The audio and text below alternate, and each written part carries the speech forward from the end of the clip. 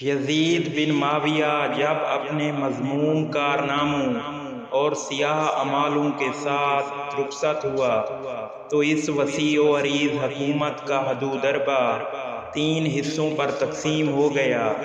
شام میں اس کے بیٹے معاویہ کی بیعت عمل میں آئی، جبکہ حجاز میں عبداللہ بن زبیر اور عراق میں عبید اللہ بن زیاد خلیفہ بن بیٹھے۔ معاویہ بن یزید ایک انصاف پسند نوجوان تھا اور اپنے خاندان کی بے راہ روی، خطا کاریوں اور برائیوں کو نفرت کی نگاہ سے دیکھتا تھا۔ آل رسول کو مستحق خلافت سمجھتا تھا، اس لیے 40 روز یا بعض روایات کے مطابق 3 یا 5 ماہ کے بعد اس نے اپنے باپ کی غاصبانہ حکومت کو ٹھکرا دیا۔ اس ضمن میں تاریخی صراحت یہ ہے کہ خلافت کا منصب چھوڑنے سے پہلے ایک دن وہ منبر پر گیا اور کچھ دیر تک خاموش بیٹھا رہا۔ پھر اس نے حاضرین کو مخاطب کرتے ہوئے کہا، لوگو، میرے دل میں تم لوگوں پر حکومت کی کوئی تمنا نہیں ہے۔ میں تمہیں بتا دینا چاہتا ہوں، میرے دادا معاویہ نے اس خلافت کے لیے جس بلند و بزرگ ہستی سے جنگ کی، وہ اس سے کہیں زیادہ اس منصب کی حقدار تھی، اور اس میں شک نہیں کہ حضرت علی بن ابی طالب نہ صرف میرے دادا معاویہ بلکہ تمام اصحاب پیغمبر میں سے افضل و برتر تھے۔ وہ پیغمبر اسلام کے بھائی، داماد اور حقیقی جانشین تھے۔ ان کے بیٹے حسن اور حسین جوانان جنت کے سردار، امت مسلمہ میں سب سے افضل تھے۔ ایسے بزرگ افراد سے میرا دادا اور باپ جس طرح سرکشی پر آمادہ ہوا، اسے تم لوگ خوب جانتے ہو، اور میرے باپ دادا کی وجہ سے تم لوگ جس گمراہی میں پڑے، اس سے بھی تم بے خبر نہیں ہو۔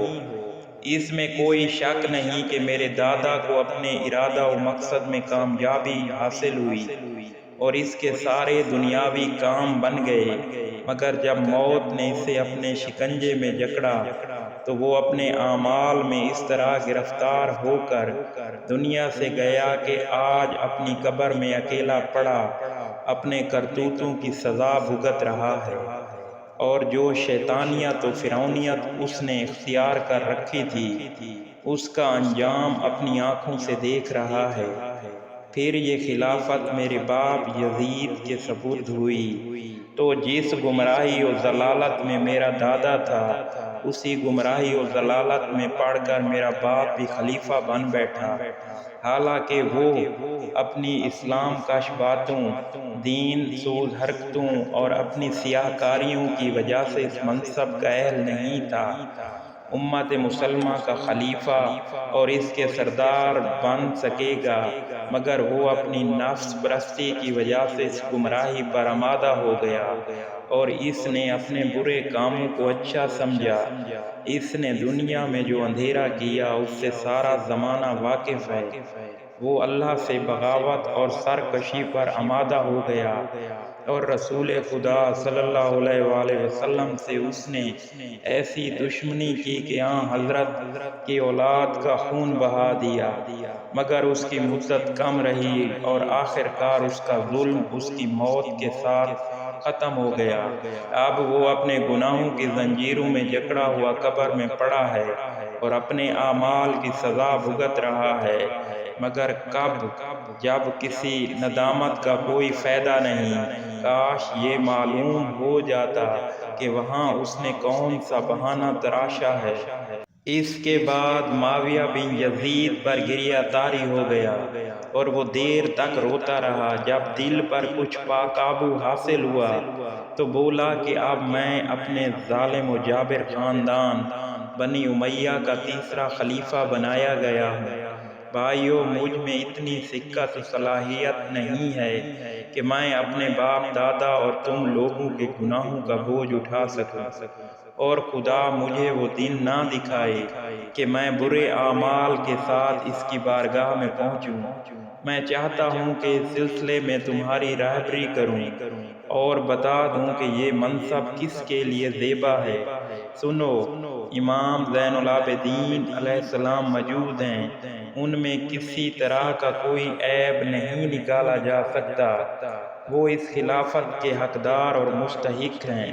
تم لوگ ان سے رابطہ قائم کرو اور انہیں رضامند کرو، حالانکہ میں یہ جانتا ہوں کہ وہ اس خلافت کو کسی قیمت پر قبول نہیں کریں گے، اور اگر تم لوگ میری اس رائے سے متفق نہیں ہو تو تمہیں اختیار ہے، جس سے چاہو اپنا خلیفہ منتخب کر لو اور بادشاہ بنا لو۔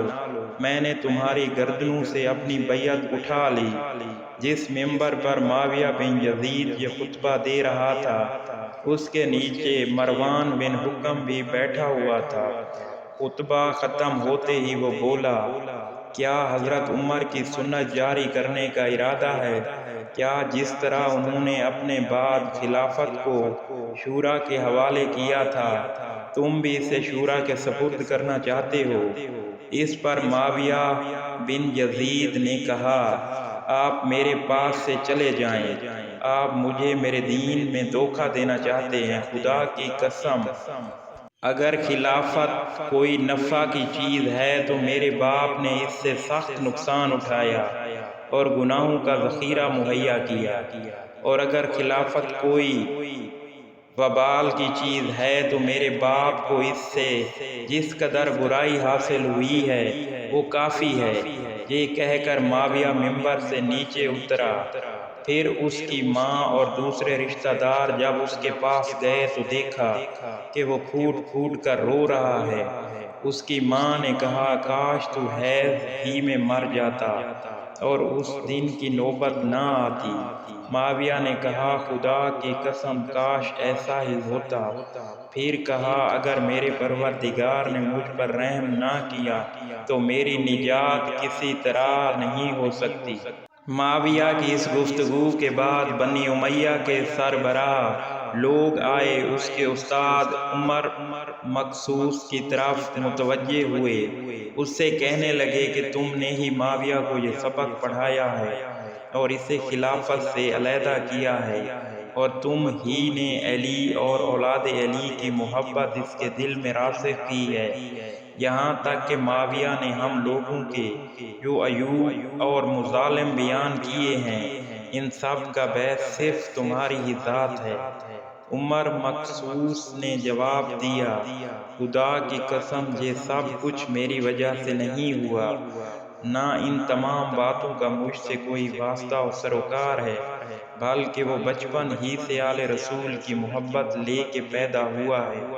لیکن ان لوگوں نے بیچارے عمر مقصوص کا کوئی عذر نہیں سنا اور قبر کھود کر اسے زندہ دفن کر دیا۔ مورخ لکھتے ہیں کہ اس کے بعد بنی امیہ کے لوگوں نے معاویہ بن یزید کو بھی زہر دے کر ختم کر دیا۔ اس کی عمر اس وقت 21 سال 18 یوم کی تھی۔